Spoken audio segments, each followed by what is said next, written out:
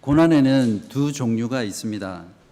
하나는 하나님을 반역한 아담의 죄로 인해서 인간이라면 모두 겪는 고난입니다. 가난, 관계의 깨어짐, 범죄, 싸움, 질병, 그리고 죽음으로 인해 받는 고난이 바로 이것입니다. 또 다른 하나는 하나님의 거룩한 교회인 성도만이 겪는 특별한 고난입니다.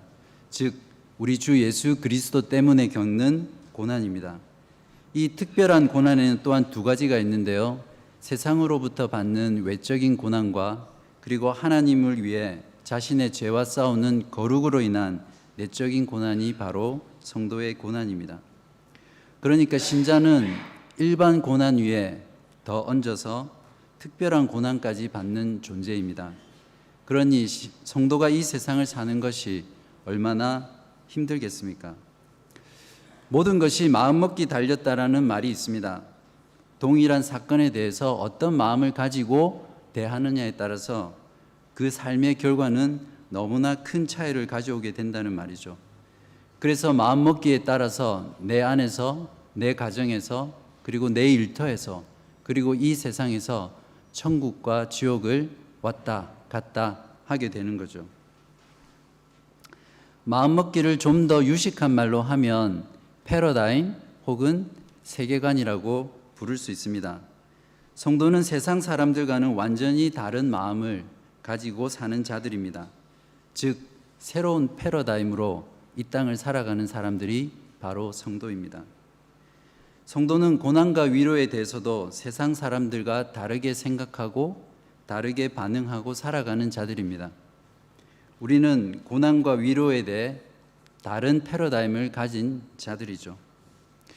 삼성전자의 이건희 회장이 자기 아내 말고는 다 바꾸어라 라고 말한 적이 있는데, 그리스도인은 모든 것을 바꾼 사람들입니다. 그리고 고난과 위로에 대해서도 바꾼 자들이죠. 오늘 본문을 통해 우리는 사도 바울이 고난과 위로에 대해 세상과는 전혀 다른 놀라운 패러다임을 가진 것을 보게 됩니다. 고난과 위로에 대한 사도 바울의 패러다임이 우리의 패러다임이 되어서 우리들의 삶에 점철된 고난과 위로를 아름다운 작품으로 만들 수 있는 그러한 영적 실력을 기를 수 있는 귀한 시간이 되기를 바랍니다. 오늘 본문을 포함해서 고린도후서 전체를 이해하기 위해서는 고린도후서가 쓰여진 역사적 배경을 잘 이해하는 것이 중요합니다. 여러분도 아시겠지만 고린도 교회는 사도 바울의 2차 선교 여행 때 세워진 교회입니다. 사도행전 18장에 보면 고린도 교회가 어떻게 개척이 되었는지 잘 설명이 되어 있습니다.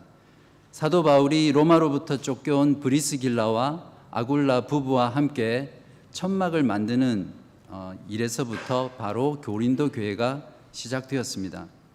1년 반 동안 고린도 교회를 잘 키운 뒤에 바울은 다시 선교를 위해 에베소로 돌아가게 되고, 바울은 에베소에 머무는 동안 고린도 교회의 성도들 간에 많은 문제가 있음을 보고받게 됩니다. 그 문제를 해결하기 위해서 쓴 편지가 바로 고린도 전서입니다. 편지를 보낸 뒤에 나중에 바울은 고린도 교회를 방문하게 되는데요. 이 방문은 사도 바울에게는 뼈아픈 방문이 되고 말았습니다. 자기가 세운 교회의 성도들로부터 자신의 사도권을 의심받고 심한 반대와 비난을 당한 채 비통한 마음으로 어쩔 수 없이 다시 에베소로 돌아와야만 됐습니다. 그 뒤 고린도 교회의 디도 편으로 피눈물 나는 편지를 보내게 되는데요. 이 편지는 소실되었습니다. 그렇지만 이 편지로 인해서 놀랍게도 고린도 교회는 자신들의 잘못을 깨닫고 회개하게 됩니다. 나중에 사도 바울이 마게도냐에 있을 때에 디도를 만나 이 소식을 듣게 되자 사도 바울은 얼마나 큰 위로를 받았는지 모릅니다. 이에 대한 반응으로 사도 바울이 성령의 감동을 받아서, 그렇지만 여전히 남아서 사도 바울의 사도권을 도전하고 또한 자신의 사도성에 시비를 거는 자들을 이참에 뿌리치고, 또한 예루살렘 교회를 위한 연보를 미리 준비시키기 위한 목적으로 고린도 후서를 쓰게 되었습니다. 자신에게 등을 돌린 친자식 같은 교회가 자신의 잘못을 회개하고 다시 자기와 화해하게 되었다는 소식이 사도 바울에게는 얼마나 큰 위로가 되었겠습니까? 바로 그 위로의 마음을 듬뿍 담아서 쓴 편지가 바로 고린도 후서입니다. 그래서 오늘 본문의 편지의 서두에 해당하는 부분에 그렇게 많은 고난과 위로라는 단어가 등장하는 이유가 여기에 있습니다. 이런 배경 지식을 염두에 두고 이제 본문을 한번 살펴보도록 하겠습니다. 1절과 2절은 편지의 인사말에 해당합니다. 보내는 사람이 누구인지 또 받는 사람이 누구인지에 대해서 쓰고요. 그리고 2절에는 다른 서신서와 마찬가지로 은혜와 평강을 수신자들에게 기원하는 내용이죠.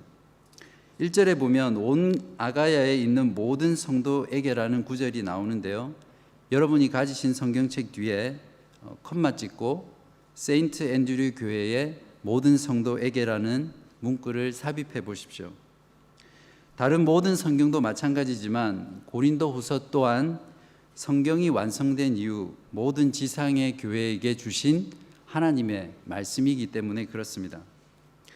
그리고 고린도 후서는 한 개인에게 준 서신서라기보다는 교회 전체를 향해 준 하나님의 말씀으로 이해하는 것이 중요합니다. 그러므로 오늘 전하는 메시지 또한 내 개인의 메시지로 받아들이기보다는 우리 교회 전체에게 주시는 하나님의 메시지로 듣는 것이 필요합니다. 다 같이 오늘 본문의 3절, 4절을 함께 읽어보도록 하겠습니다. 시작. 찬송하리로다. 그는 우리 주 예수 그리스도의 하나님이시요 자비의 아버지시요 모든 위로의 하나님이시며 우리의 모든 환난 중에서 우리를 위로하사 우리로 하여금 하나님께 받는 위로로서 모든 환난 중에 있는 자들을 능히 위로하게 하시는 이시로다. 3절에서 바울은 찬송으로 편지의 서두를 시작하고 있습니다. 하나님께서 자기가 당한 모든 종류의 환난에서 어떻게 위로하셨는지 북받치는 감동과 감사로 찬양하고 있는 것입니다. 사도 바울은 자신이 받는 고난에 대한 관점을 하나님의 목적 성취로 보았습니다. 자신의 고난을 통해 하나님의 뜻이 이루어진다는 사실이 사도 바울에게는 얼마나 큰 기쁨이었는지 모릅니다. 이것이 사도 바울에게는 영광이었으며 찬송의 이유였습니다. 찬송의 이유는 언제나 우리 자신이 아니라 하나님이셔야 됩니다. 본성적으로 자기만을 생각하는 인간은 고통에 대해서도 마찬가지입니다. 언제나 내가 당하는 고통에만 집중하는 게 인간이죠. 우리는 때로는 하나님께 왜 나에게만 이런 고통을 주시는 겁니까? 라고 하소연하며 하나님께 울부짖곤 하죠. 그러나 사도 바울은 고난의 이유를 온갖 종류의 환난 가운데 고통당하는 자들을 위로하게 하기 위한 하나님의 뜻으로 보았습니다. 우리 모두는 살아가면서 특별히 나에게만 있는 고난을 한두 가지씩은 가지고 살아갑니다. 하나님께서 그러한 고난을 허락하신 것은 나와 동일한 고난에 있는 자들을 위로하도록 하기 위해서입니다. 동병상련이라는 말이 있지 않습니까? 나와 똑같은 시련과 고난을 겪은 사람으로부터 위로를 받을 때 그 위로가 얼마나 크게 되는지 모릅니다. 사도 바울은 그런 면에서 환난과 고난의 백과사전 그 자체였습니다. 아마도 성경의 인물 가운데 예수님 다음으로 가장 고난을 많이 받은 자가 바로 사도 바울일 것입니다. 함께 고린도 후서 11장 23절에서 29절 말씀을 한번 찾아보겠습니다. 사도 바울이 얼마나 많은 고난을 당했는지 잘 표현해 주고 있습니다. 23절입니다. 제가 읽겠습니다. 그들이 그리스도의 일꾼이냐 정신없는 말을 하거니와 나는 더욱 그러하도다. 내가 수고를 넘치도록 하고 옥에 갇히기도 하고 더 많이 하고 매도 수없이 맞고 여러 번 죽을 뻔하였으니 유대인들에게 40에서 하나 감하는 매를 5번 맞았으며 3번 태장으로 맞고 1번 돌로 맞고 3번 파선하고 일주야를 깊은 바다에서 지냈으며 여러 번 여행하면서 강의 위험과 강도의 위험과 동족의 위험과 이방인의 위험과 시내의 위험과 광야의 위험과 바다의 위험과 거짓 형제 중의 위험을 당하고 또 수고하며 애쓰고 여러 번 자지 못하고 줄이며 목마르고 여러 번 굶고 춥고 헐벗었노라. 이 외의 일은 고사하고 아직도 날마다 내 속에 놀라는 일이 있으니 곧 모든 교회를 위하여 염려하는 것이라. 사도 바울은 인간이라면 겪을 수 있는 모든 고난을 자기 자신의 몸으로 또 자기 자신의 마음으로 겪어낸 그런 사람입니다. 그래서 그는 그 모든 환난에서 하나님의 위로가 어떤 것인지를 절절하게 체득한 사람이었던 거죠. 그런 사도 바울이 위로하지 못할 사람이 과연 있겠습니까? 그런데 놀랍게도 사도 바울은 그것 때문에 하나님을 찬송하고 있는 것입니다. 고린도 교회를 위로하기 위해 자신의 고난을 어떻게 이렇게 해석하고 하나님을 찬송하는 사도 바울이야말로 그리스도의 참된 사도가 아닐까요? 찬송이란 하나님께서 우리를 위해 우리 가운데 행하신 일에 대한 우리의 반응입니다. 여러분은 하나님을 찬송하고 계십니까? 여러분의 찬송의 이유는 과연 무엇입니까? 나의 경제적인 문제, 자녀의 교육의 문제, 직장과 사업의 문제, 건강의 문제로 하나님께 열심히 기도했더니 하나님께서 들어주셨기 때문에 하나님을 찬송하십니까? 물론 그런 이유도 찬송의 이유가 될지 모르겠습니다. 그러나 성숙한 성도와 교회는 자신의 고난을 통해 동일한 고난 가운데 처한 지체들을 위로하는 그 사실 때문에 하나님께 감사하고 찬송할 수 있어야 합니다. 혹시 여러분 가운데 도저히 이해할 수 없고 받아들이기 어려운 시련과 고난을 통과하고 계신 분이 있으십니까? 그 고난을 통해 하나님께서 넘치도록 위로하실 것입니다. 그러나 거기서 머무르지 마십시오. 그 고난을 통해 받은 위로를 다른 사람에게 흘려보내십시오. 나와 동일한 고통을 겪고 있는 지체들을 내가 경험한 하나님의 위로로 위로하십시오. 고난과 위로에 대한 패러다임을 바울의 것으로 바꾸시기 바랍니다. 그러면 내가 당하는 그 고난 가운데 하나님을 뜨겁게 찬송할 수 있을 것입니다. 그렇다면 3절에 있는 하나님의 위로는 과연 어떤 위로를 말하는 것일까요? 5절을 한번 보십시오. 하나님의 위로는 반드시 그리스도로 말미암아 주어지는 위로임을 알아야 합니다.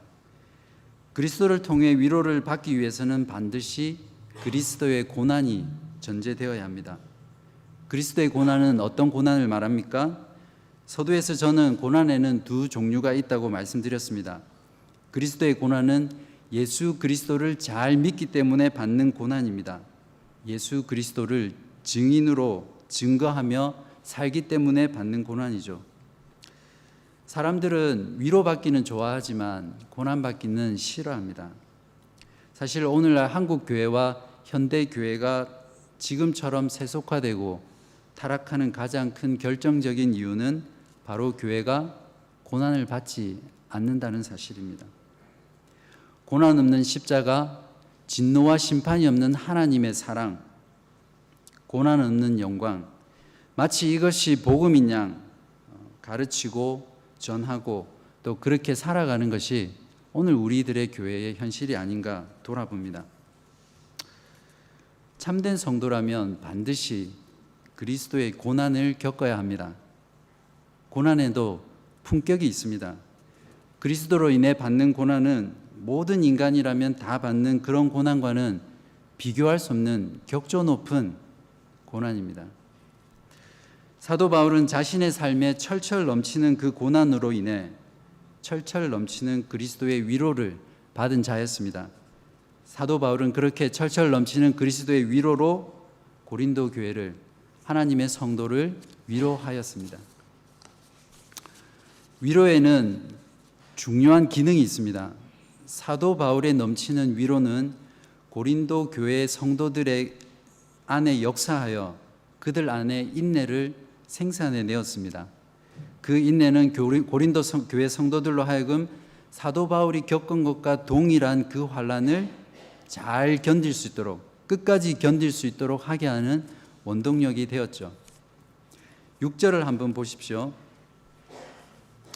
우리가 환난 당하는 것도 너희가 위로와 구원을 받게 하려는 것이요 우리가 위로를 받는 것도 너희가 위로를 받게 하려는 것이니 이 위로가 너희 속에 역사하여 우리가 받는 것 같은 고난을 너희도 견디게 하느니라. 끝까지 믿음 안에서 견디는 자에게는 하나님은 구원을 약속하셨습니다. 고난은 위로를, 위로는 인내를, 인내는 소망을 통해 구원으로 하나님의 백성들을 이끌어 줍니다. 로마서 5장 3절에서 5절 말씀이 이를 잘 설명해 주고 있습니다. 제가 읽어보겠습니다. 다만 이뿐 아니라 우리가 환난 중에도 즐거워하나니 이는 환난은 인내를, 인내는 연단을, 연단은 소망을 이루는 줄 알미로다. 소망이 우리를 부끄럽게 하지 아니함은 우리에게 주신 성령으로 말미암아 하나님의 사랑이 우리 마음에 부은 바 됨이니 라고 말씀하고 있습니다. 오늘 본문 7절 말씀을 다시 한번 보실까요? 너희를 위한 우리의 소망이 견고함은 너희가 고난에 참여하는 자가 된 것 같이 위로에도 그러할 줄 알미라 라고 말씀하고 있습니다. 사도 바울은 고린도 교회가 하나님의 교회로 건강하게 설 것을 매우 강하게 확신하고 있었습니다. 그러한 소망의 근거는 고린도 교회가 자신과 동일하게 그리스도의 고난에 참여하고 있다는 그 사실 때문이었습니다. 성도는 소속이 이 세상이 아닙니다. 이 세상과는 완전히 다른 패러다임으로 이 땅을 살아가는 자들이 바로 성도이죠. 그러니 어찌 세상으로부터 고난과 핍박이 없을 수 있겠습니까? 예수 그리스도께 속하지 않은 자들은 본성상 예수 그리스도를 부인하고 미워하며 핍박하게 되어 있습니다. 여러분이 정말 여러분의 삶 가운데 예수 그리스도를 잘 믿고 예수 그리스도의 말씀대로 순종하려고 한번 살아보십시오. 아마 세상은 여러분들을 가만히 놓아두지 않을 것입니다. 그리스도의 고난은 참된 교회와 성도를 판가름하는 시금석입니다. 여러분 시금석이 무엇인지 아십니까?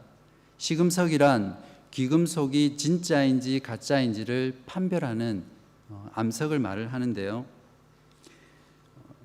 그리스도의 고난에 참여하는 교회만이 진짜 교회입니다. 그리스도의 고난에 참여하지 않는 그리스도인과 교회는 그리스도를 통해 얻는 위로가 무엇인지 전혀 알 수 없습니다. 그 위로가 무엇인지 알 수 없기 때문에 그들이 당한 고난을 끝까지 견딜 수 없게 되고 결국 하나님의 구원에 이르지 못하게 되는 거죠.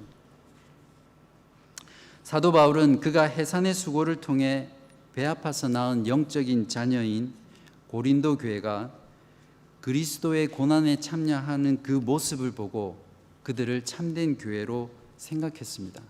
그리고 하나님께 큰 위로를 받았습니다. 여러분과 우리 교회는 그리스도의 고난에 넘치도록 참여하고 있습니까? Yes! 라고 대답한다면 우리들은 그리스도의 위로에도 넘치도록 참여할 것입니다. 그리고 그 넘치는 위로로 우리들 안에서 인내를 생산하고 우리에게 주어진 그 고난을 끝까지 잘 견뎌서 결국 하나님의 구원에 이르는 그 삶을 살게 될 것입니다. 만일 아니라면 우리들이 정말 참된 교회인지 참된 그리스도인인지 정말 심각하게 고민하며 하나님께 기도해야 할 것입니다. 부연 설명 같지만 우리 이곳에는 자녀를 둔 많은 부모님들이 있는 줄 압니다. 그리고 앞으로 자녀들을 가질 장차 부모가 될 분들도 많이 있을 줄 압니다. 부모의 마음은 언제나 자녀들을 사랑하고 또 자녀들에게 깊은 관심을 가지며 또한 자녀들이 잘 되기를 바라죠. 그래서 좋은 교육을 시키려고 많은 수고와 애정과 또 열심히 일을 하고 살아가게 됩니다. 사랑하는 자녀가 공부를 잘해서 좋은 대학에 들어가 좋은 직장을 얻고 성공적인 삶을 사는 것이 물론 필요하고 또 중요한 일일지 모릅니다. 그러나 그것보다 더 중요한 것은 우리의 자녀들이 참된 그리스도인으로 살아가는 것이 얼마나 중요하고 또 시급한 일인지 모릅니다. 그것은 영원한 삶이 달려있는 문제이기 때문이죠. 그래서 여러분들이 자녀들에게 신앙을 교육할 때 그리스도인은 반드시 복음 때문에 이 세상에서 고난을 받을 수밖에 없다는 것을 꼭 가르쳐야 합니다. 그래야만 그들이 앞으로 이 악한 세상 가운데서 그리스도를 믿는 그 믿음 때문에 고난을 당할 때 그 고난을 이상히 여기지 않고 오히려 그 고난으로 인해서 기뻐하며 끝까지 그 고난을 잘 감당할 수 있을 것입니다. 본문 8절에서 10절 말씀을 함께 읽어보겠습니다.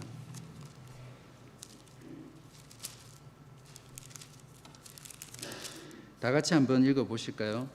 형제들아, 우리가 아시아에서 당한 환난을 너희가 모르기를 원하지 아니하노니 힘에 겹도록 심한 고난을 당하여 살 소망까지 끊어지고 우리는 우리 자신이 사형 선고를 받은 줄 알았으니 이는 우리로 자기를 의지하지 말고 오직 죽은 자를 다시 살리시는 하나님만 의지하게 하심이라.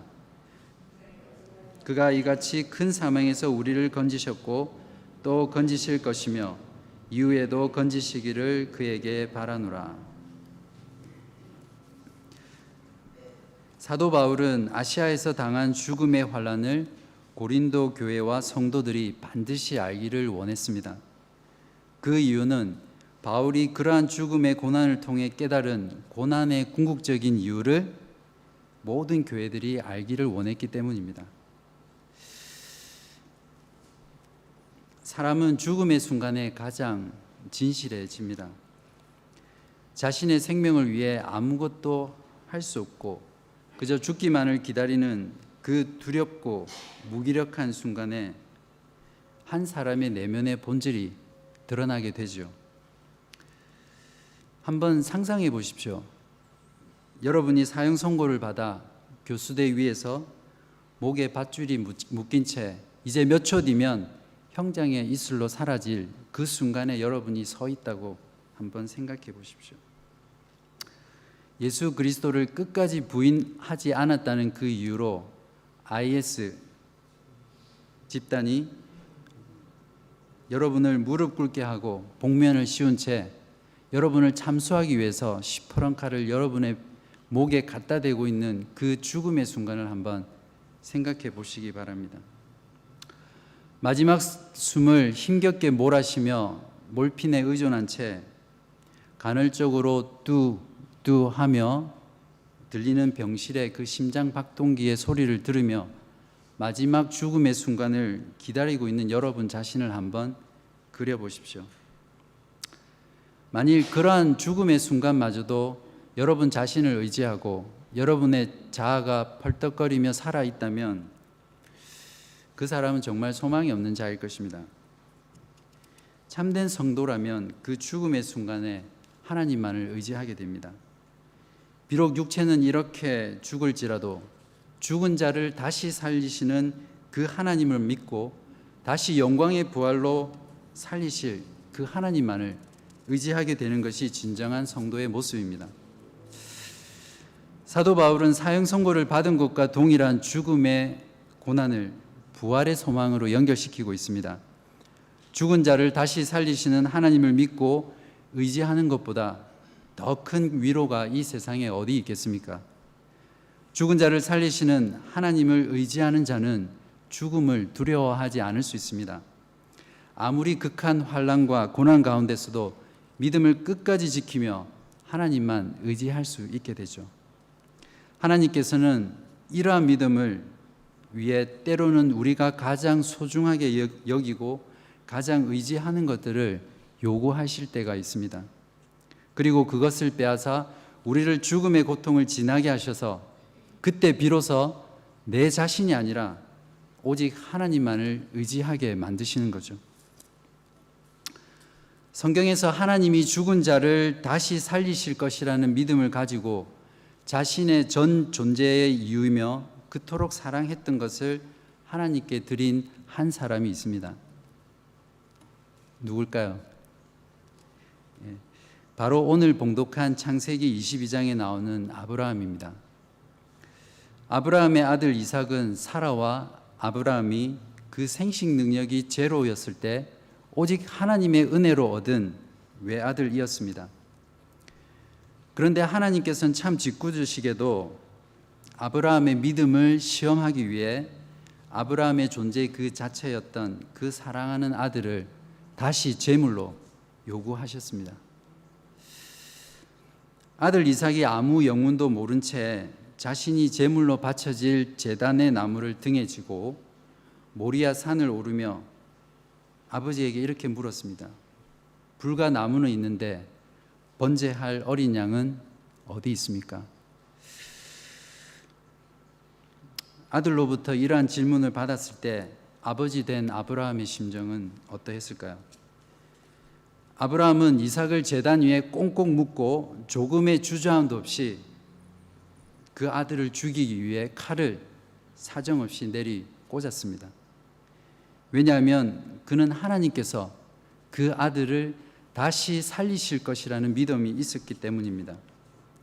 하나님께서는 바로 그 아브라함의 믿음을 보시고 아들 이삭을 살려주셨습니다.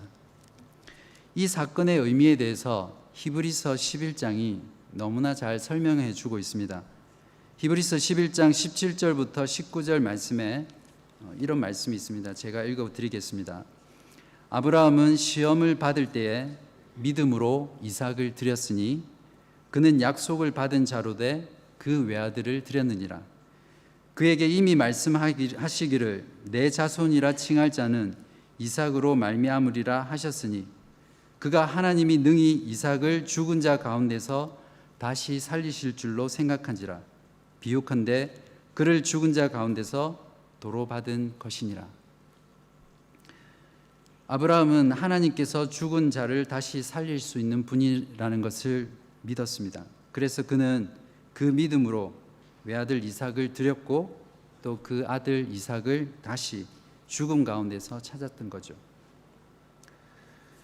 그로부터 2000년 뒤에 동일한 사건이 모리아산과 동일한 장소인 골고다 언덕에서 재현됩니다. 예수 그리스도의 아버지 하나님은 자기의 외아들을 죽이려고 아들을 이 땅에 보내셨습니다. 그리고 그 아들 예수 그리스도의 등에 아들이 죽을 제단의 나무인 십자가를 지우고 골고다의 언덕을 올라가게 하셨습니다. 밧줄을 꽁꽁 묶는 대신 그 아들의 손과 발을 십자가에 못 박아 나무에 달아 죽였습니다. 그 아들이신 예수 그리스도는 마지막 순간까지 자기를 의지하지 않고 자기를 다시 살리실 하나님 아버지를 의지하시며 그렇게 죽으셨습니다. 하나님 아버지께서 자기 백성의 죄를 용서하기 위해 자기 아들을 십자가에 죽이신 것입니다. 그리고 하나님 아버지께서는 자기 백성을 살리기 위해 예수 그리스도를 죽은 자 가운데서 다시 살리셨습니다. 하나님께서는 죽은 자를 살리시는 분이라는 사실만큼 이 땅에서 고난의 삶을 살아가는 성도들에게 더 큰 위로와 소망이 되는 것은 없을 것입니다. 여러분이 힘들고 어려울 때 의지하는 것은 무엇입니까? 상황의 해결입니까? 사람의 말입니까? 아니면 여러분이 가진 능력과 힘입니까? 여러분은 이 땅을 살아가면서 무엇을 소망하며 살아가고 있습니까? 진정 여러분의 신앙생활 가운데 하나님께서 우리를 큰 사망에서 건지셨고 건지고 계시며 또한 건지실 것이라는 그 소망을 가지고 살고 계십니까? 사도 바울은 죽음의 고난을 통과하며 바로 이 진리의 복음인 예수 그리스도의 십자가의 부활의 소망을 붙잡았습니다. 죽음의 순간마다 자기를 건지셨고 계속해서 건져주시는 그 산 경험을 통해서 사도는 영원한 사망에서 자기를 건지실 그 하나님을 소망하였습니다. 하나님께서는 우리를 죽음을 방불하는 고난으로 몰아가실 때 우리는 예수 그리스도를 십자가에서 죽이시고 다시 살리신 하나님 아버지를 의지해야 합니다. 하나님께서는 바로 우리에게 이러한 믿음을 요구하십니다. 죽음의 고난을 통과하며 예수 그리스도의 십자가의 부활을 소망하는 삶이야말로 참된 성도가 고난을 통해 이 땅에서 누리는 가장 놀라운 축복의 삶입니다.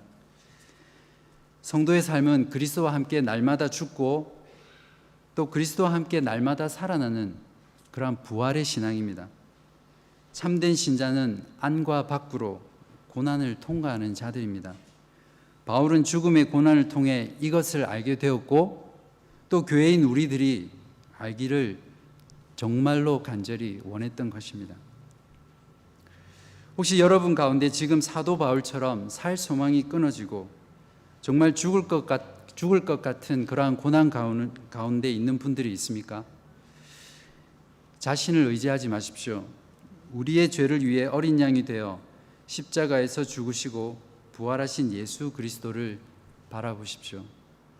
예수 그리스도를 죽은 자 가운데서 살리셨고 사도 바울을 사형 선고와 같은 그 죽음의 순간에서 건지신 것처럼 우리들을 죽음 가운데서 건지셨고 건지시며 또한 건지실 그 하나님만을 바라보시기 바랍니다.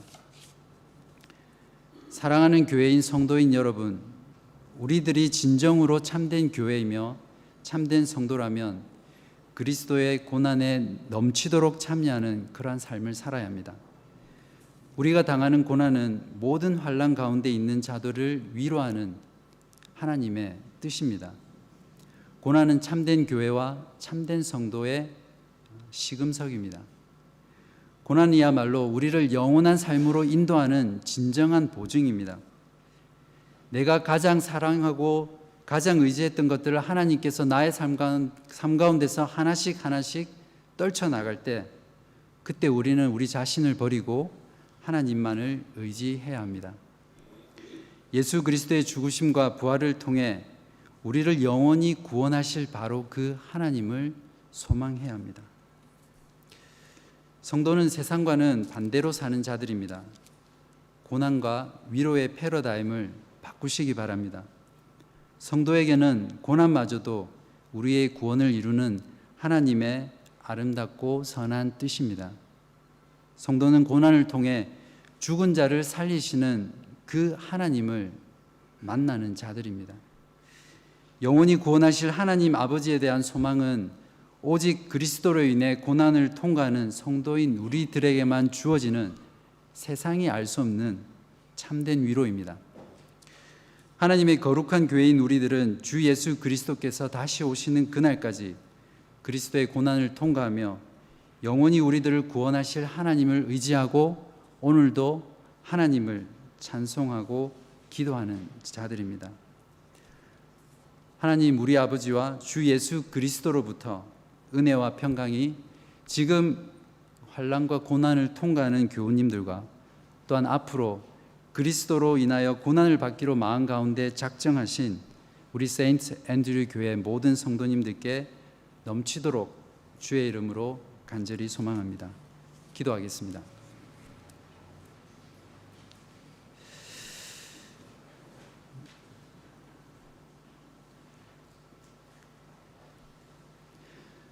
죽은 자를 다시 살리시는 우리의 하나님 아버지 감사드립니다.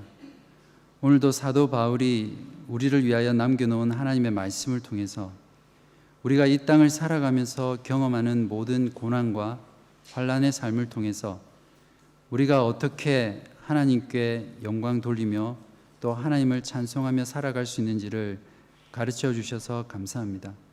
하나님, 우리 가운데 고난을 지나고 있는 성도들에게 하나님의 그 크신 위로로 위로하여 주시옵시고 하나님께 받은 그 위로로 말미암아 다른 지체들을 위로할 수 있는 하나님의 뜻이 이루어지게 하여 주시옵소서. 우리의 삶 가운데 그리스도로 인하여 고난받는 삶이 있게 하여 주시고 그리스도로 인하여 받는 그 고난이 넘치는 만큼 그리스도의 위로도 우리에게 넘치게 하셔서 우리가 끝까지 우리의 고난을 견디고 인내하여서 결국 하나님께서 영원히 우리들을 구원하시고 살리실 그날을 소망하며 오늘 하루 그리스도의 참된 증인으로서 서로를 위로하며 서로를 섬기며 서로를 위해 기도하는 가운데 하나님의 백성으로 살아가는 저희들 되게 하여 주시옵소서. 감사드리며 이 모든 말씀 예수님 이름으로 기도하였습니다. 아멘.